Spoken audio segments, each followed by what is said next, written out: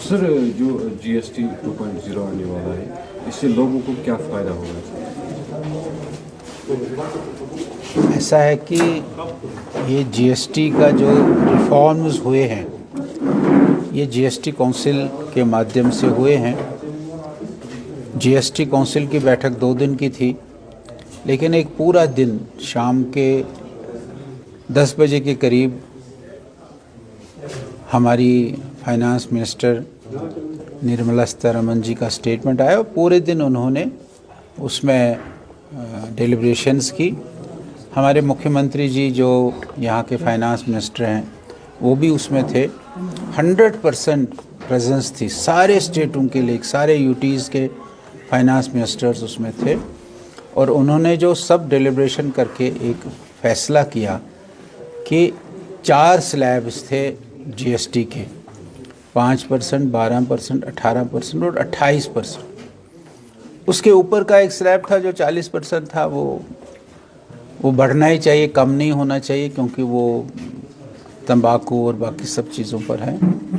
लेकिन वहाँ सब डिलिब्रेशन होने के बाद 2 ही स्लैब्स ये रखे गए, एक 5% का स्लैब और एक 18% का स्लैब। और बहुत सारी चीज़ें ऐसी आ गई है जिनका GST 0% आ गया। खाने पीने की चीज़ों में बहुत सारी चीज़ें ऐसे आई हैं जिनका GST 0% हो गया है, और जिनका 18% था उनका 5% आ गया, जिनका 12% था उनका 5% आया, और जिनका 28% GST था उनका 28% का GST वो 18% पर आया है। इसलिए कुछ व्हीकल्स जो आम आदमी इस्तेमाल करता है, ट्रॉली है, 2 व्हीलर्स है, लोड कैरियर्स हैं, इन पर भी GST 28% से 18% हो गया। आज आप देखते हैं सभी अखबारों में भर के हैं कि कितनी चीज़ों में रिलैक्स हुआ है।